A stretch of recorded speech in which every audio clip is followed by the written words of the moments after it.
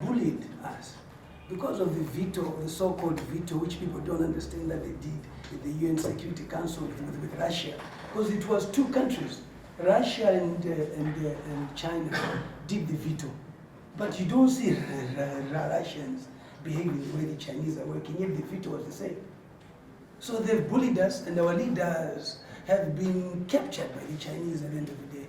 And that is the truth of the matter. They have left nothing for us. We have nothing. We're not a people. A chief was beaten up. Chief Chibera was beaten up at that factory.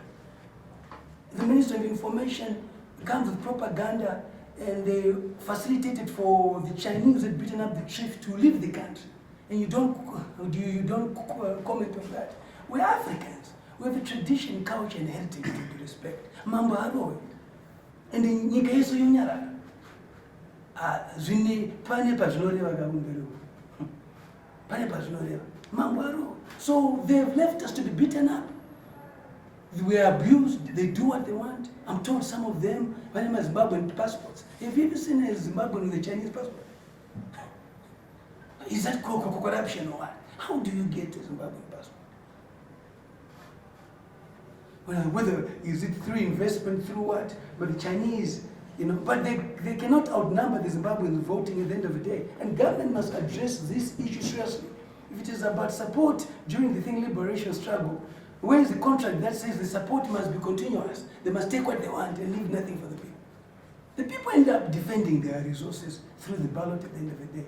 And the real trump card 2023 is it just needs, I wish I was a strategist to some of these political parties. My strategy would be simple. If I'm in power, I'm kicking out all the Chinese. And you get all the votes. You don't even need to have money. And I'm giving the resources back to the people. But there are some genuine Chinese who are here. And their investments must be looked at. Does it help us? Does it not help us? But currently, they are building the parliament. I'll also be asking parliament, being a parliamentarian, because we are here, we're going to that parliament. What did it cost? And what is the cost to the country? What is the cost to other generations? I'm going to ask that question. Because we cannot sit in that parliament to teach future generations to come. There must be a cost. How much did it cost? How are we going to pay it back?